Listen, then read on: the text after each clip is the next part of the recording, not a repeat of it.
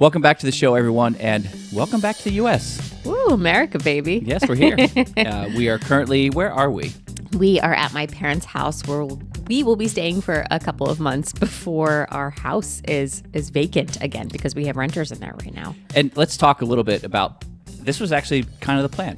Well, it was plan B. Yes, there was a plan B. I realized that our entree back into American life was not as difficult as I imagined.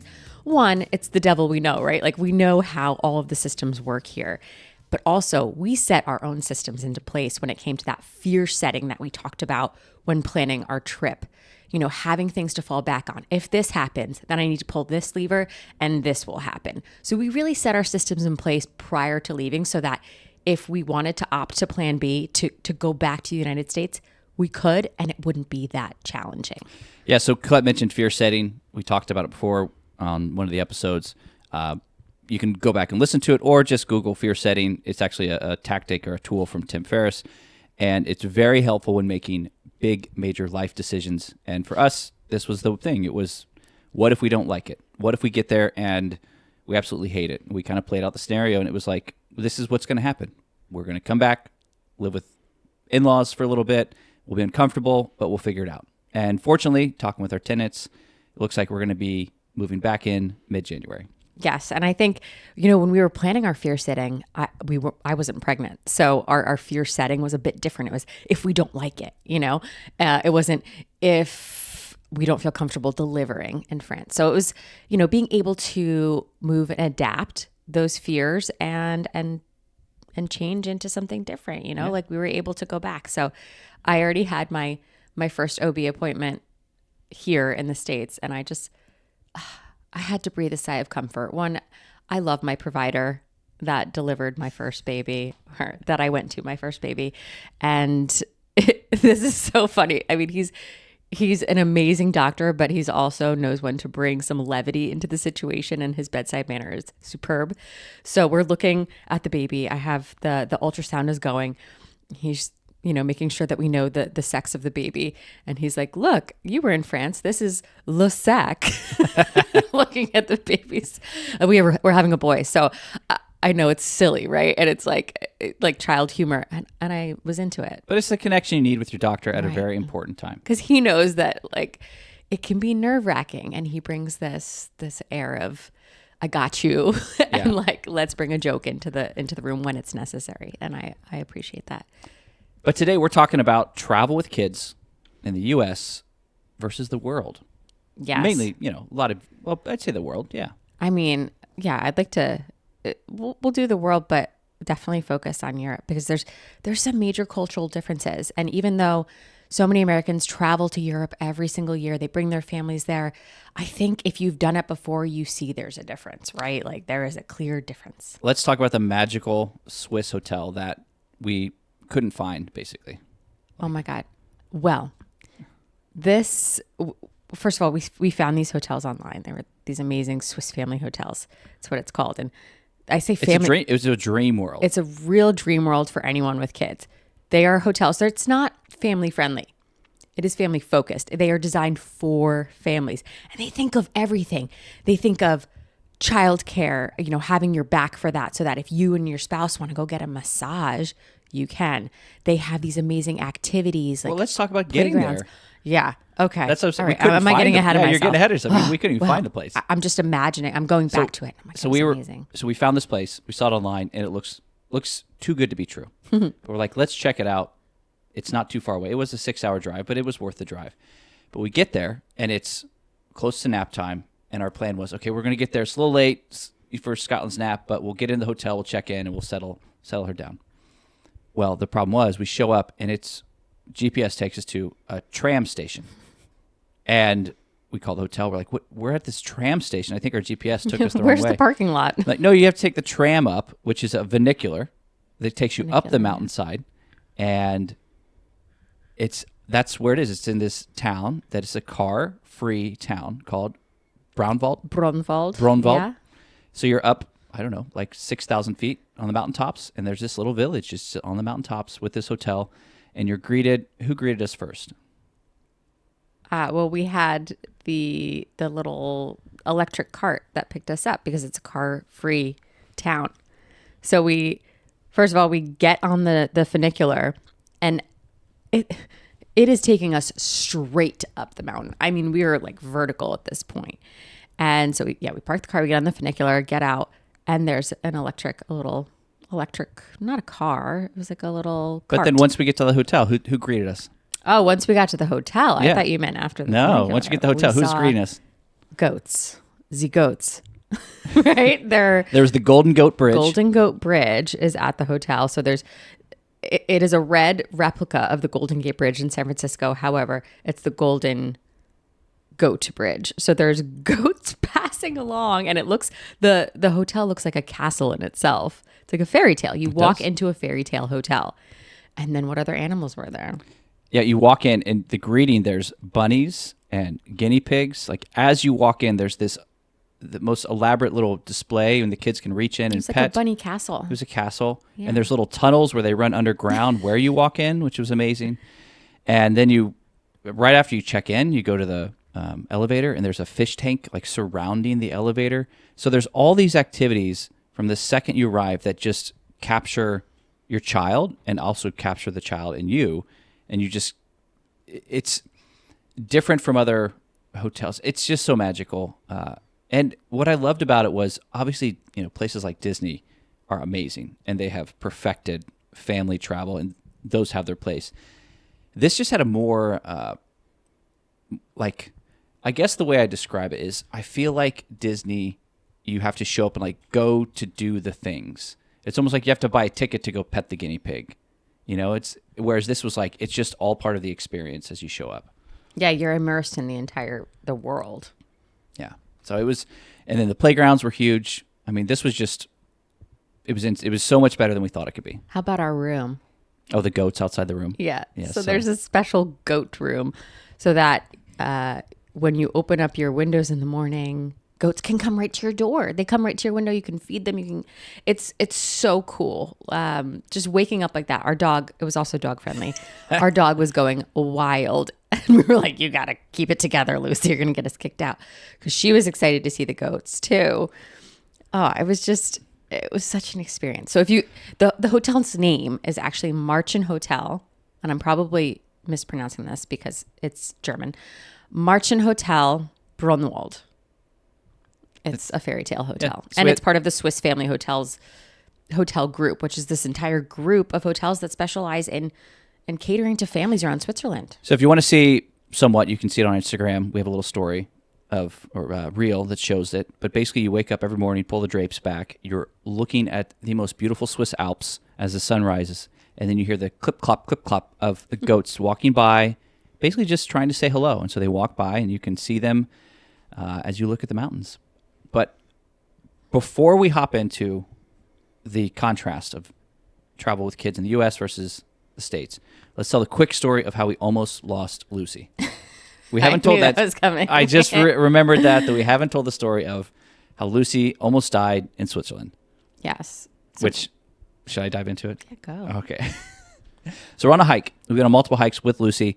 We've let her off leash because we're out in the wild, and she's been okay. She'll run up a little bit, and then she'll come back, and we thought we could trust her. Well, I don't know. It's day 2. And this is standard, by the way. It's not like in the U.S. where dogs really need to be on a leash. Dogs can go off leash here.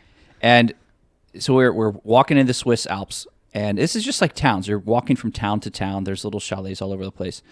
And we let her off, and she gets ahead to a little peak, a little outlook, and we see she takes a little interest. And I remember at the time, she looked so majestic because the backdrop of a Swiss Alp across the valley was contrasting her, and she's standing there. The wind was blowing in her fur.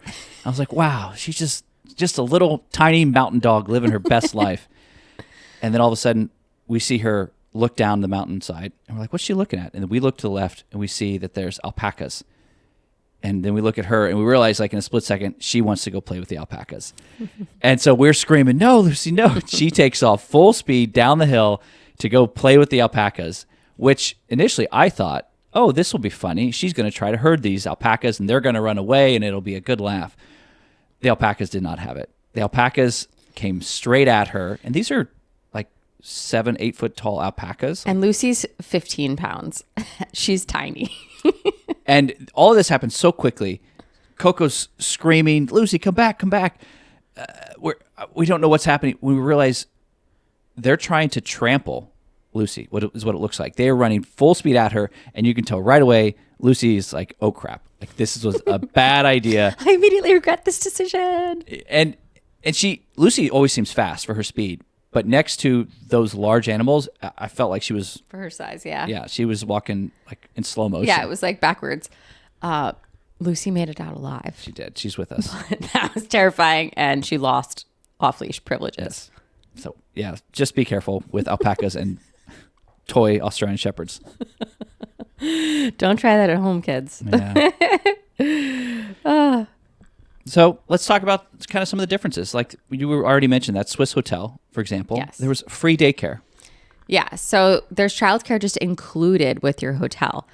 And we actually stayed at 2 different Swiss family hotels. They were both amazing, and they both had options to... Oh, we have an interruption. We have a baby interruption. All right. Sorry about that. We had a little interruption by the toddler. Baby break 2024. But let's go back to the comparison of like these hotels.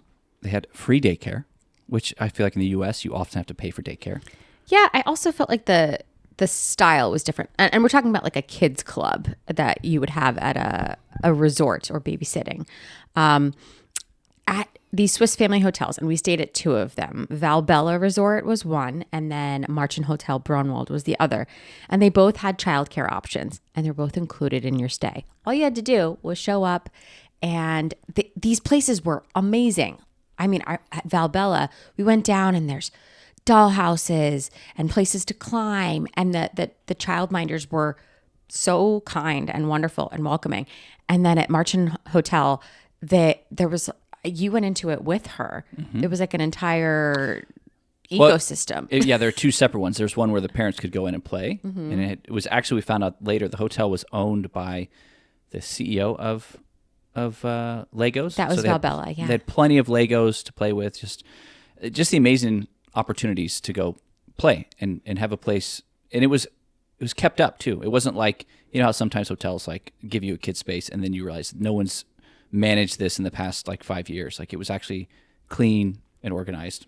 So it was lovely. It was so much fun. And as someone who, I get very anxious to leave our child, you know, in a new place with a new babysitter, and you know, are they vetted? Is it safe? Is it clean? Like I have all of these mom questions that come up for me.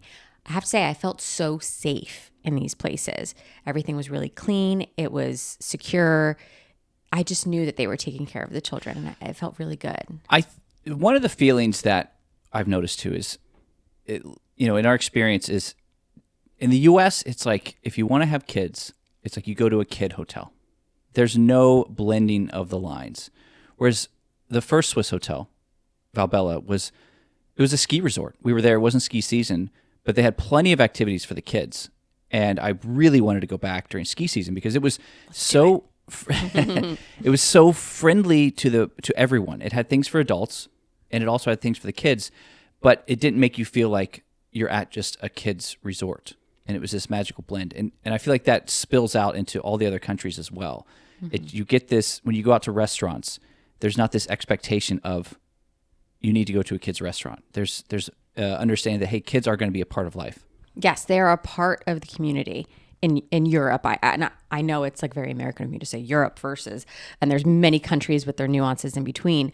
However, as a generalization, what we've noticed is in Switzerland and all over at least Western Europe, kids are very welcome at all levels of dining. And at Valbella and at Marchen Hotel, there were crayons and toys that were able to be at the table, but it wasn't like we were dining at a Fuddruckers whatsoever. Valbella was like really high end, and I felt like it really was catered to everyone. Everyone in the family was important. And this is what I mean by family. I don't mean just kid focused. I mean everyone in the family focused. There are options for mom and dad to do things together, to do things on their own, and for the child to do something as a family or to do something on their own. They're really paying attention to everybody's needs. And I think that's a big difference, right? Like in the US, I think also these family-focused places tend to focus on entertainment and very kid-focused, like these big parks, theme parks. I think in the US overall, like our main export is entertainment. So they're really like our focus is on that versus I think in European countries, it's more integrated into like an artistic and cultural scene, museums and restaurants. It's just, they're more welcome. Whereas the feeling I get in the States is it's either a kid-focused place and kids are welcome there, or if they're not, then it's like they should be seen but not heard. Like, you better keep that kid quiet. Why do you think that culturally it seems like the U.S. is so used to be heard versus in Europe it's more accepted? I think in general at the base we live in an individualistic society in the U.S. It's very me focused, and I say me as in like the person is focused about themselves and not the greater good of the society. And that's not a criticism. I think it just is, right? And I think it's what makes us successful in many ways. It's what makes us a go-getter society. And then in Europe, I think it's very serving of the community as a whole. And you see that across different genres. You see that in healthcare. You see that in schooling. It's really about everybody getting the same chance versus the U.S. It doesn't seem that way. What do you think? Why it's such a difference or why it's accepted? I think it also has to be, you have to look at, when you want to understand a place, you have to look at the actual like physical topography and the buildup of the living. Mm-hmm. So Europe, it's a bunch of cities. It's smaller. It's physically smaller. It's easier to get around. People tend to be blended together more. I would feel like you might get, we haven't spent a ton of time in like New York City or some of the, the East Coast cities where there's good public transit. But I would assume there's a little bit more understanding of kids being out and about, somewhat. But in the U.S., it's often, the one thing we don't like is the idea of like you just get in your car, you go somewhere, you get back in your car, and you go home. There's no opportunity for interactions with the rest of life. There's no, I'm just going to take a walk and on my way to the store, stop at my friend's house, say hello. And I think having that protective bubble at all times, you get your, you put on your podcast and you listen to what you want to listen to and no one's interrupting you. And you just get in this, I don't know, this comfort, also this lack of accepting of other disturbances so that when someone does disturb you when you're out and about, you get more frustrated. I don't know. It's just... Theories. Yeah. And I think you see it even on public transport. I see such a difference in my travel experience in the States versus when we go to Europe. For example, when we first went to Europe with Scotland, she was 4 months old, 5 months old, and there were these lines that were available for families at the airport, at museums. Skip the line. You're a family? Come here. Let us help you. The Louvre. I took Scotland to the Louvre. Colette was doing a class, and I walked up, and I saw that the line looked like 2 hours long just to get into it.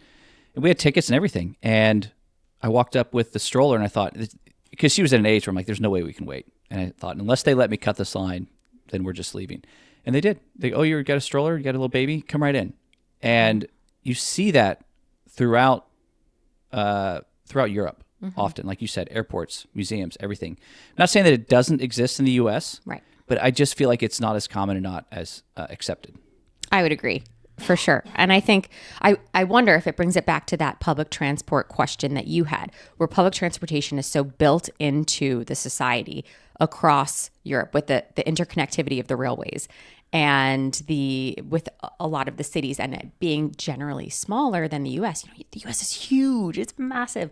So, and our hopefully our infrastructure will build and connect more as time goes on, like with train lines like Brightline going between Orlando and Miami and Vegas and Los Angeles. But It's huge. So when I see like subways and tram lines in Europe, there's always a place for strollers, for pregnant women, for the disabled as well. And I notice a little bit of that in the States, but I feel like it's not as adhered to or maybe respected, at least not in my experience. And I have been in New York a lot, and that's generally not the vibe I get.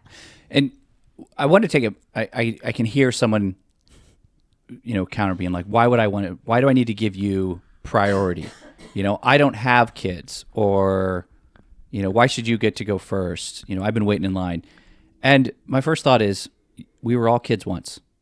Like, everyone was a kid, and you would all benefit from, not saying these have to be policies, but these trends, these ideas. And when you see someone who's pregnant, has kids, and, they go to a shorter customs line, and you don't have kids, and you might think, well, that's not fair. Be like, well, let's just say when you were a kid, your parents got that treatment. Like, it was fair to you and them at the time. So it's just we would all benefit from it. It does serve the society overall, right? Plus, who wants to stand in line next to a bunch of kids when you don't have kids? Like, I don't. I definitely we have didn't. kids, and I didn't when we didn't have kids. And if it's just the two of us, it's like you love kids when you're with them, but when you're not, you're like, hey, take a break. I want to take a break. Or I get really sad if I see kids and I don't have mine with me. That too. That too. Oh, Yeah. I want her here. I think also when it comes to there's so many different factors when it comes to why the US is different to travel with kids versus Europe. I mean, think about the accessibility of places and just the general walkability. We talked about it a little bit about how the US is so sprawling versus Europe. You have a lot of really walkable cities. I mean, you have little snippets of it in the US, like Boston and New York and parts of Miami.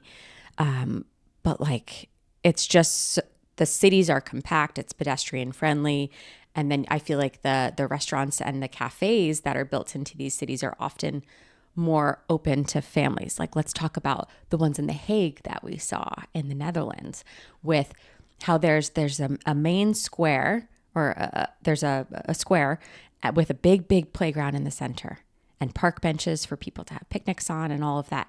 And then surrounding the whole square are different restaurants with outdoor tables and picnic tables. And so parents and children alike can just be in that same space, enjoying and socializing together without having to separate these different ages of people.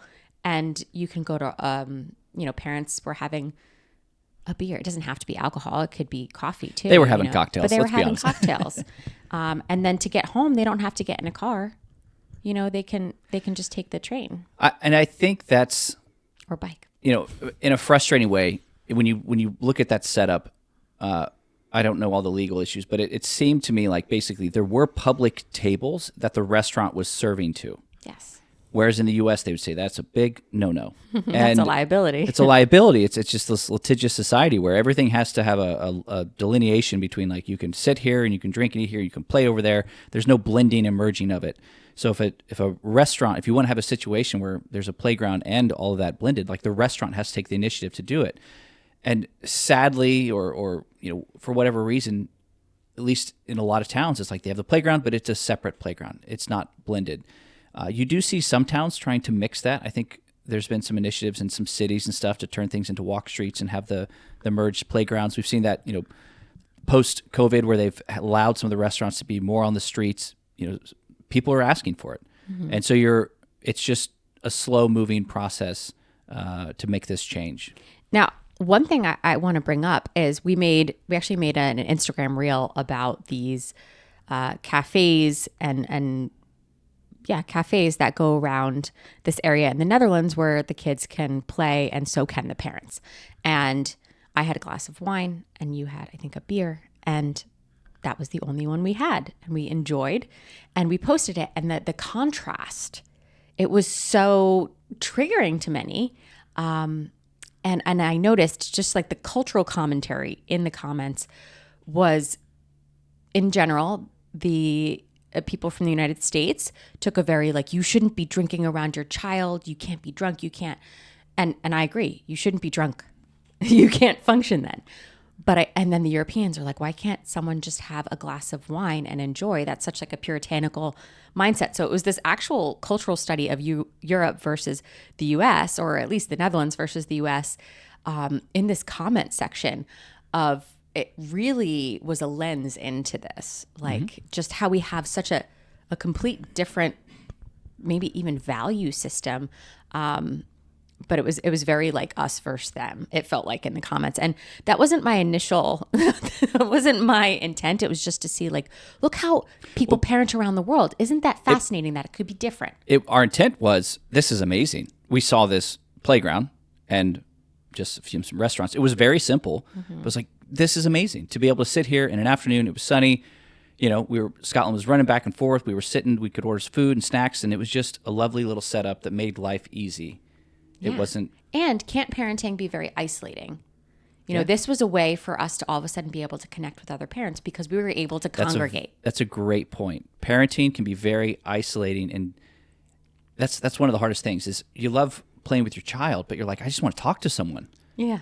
And it's, I don't know, and it is. There are groups. There's all these things, but I think as a man, it's tough to break into those. There's a lot of dads who are interacting more with their kid, and they're like, well, I want to talk to some other parents while I play with my kid. And it's it's easy to go to the playground and do that, but things like this where you can be at a restaurant, at a bar where there's other people just hanging out, and then you are a part of society while you are playing with your child. Right. And you can order a cappuccino or a Diet Coke or whatever you want to order, but it gives you the opportunity to congregate, to socialize, to be around the water cooler, so to speak, and while your kids are there too. It was just something really, it seems simple on the outside, but it just doesn't really exist in the United States, right? Except for in Colorado, you have some at breweries. You do. Yeah. What advice would you give families deciding between Europe and the U.S.?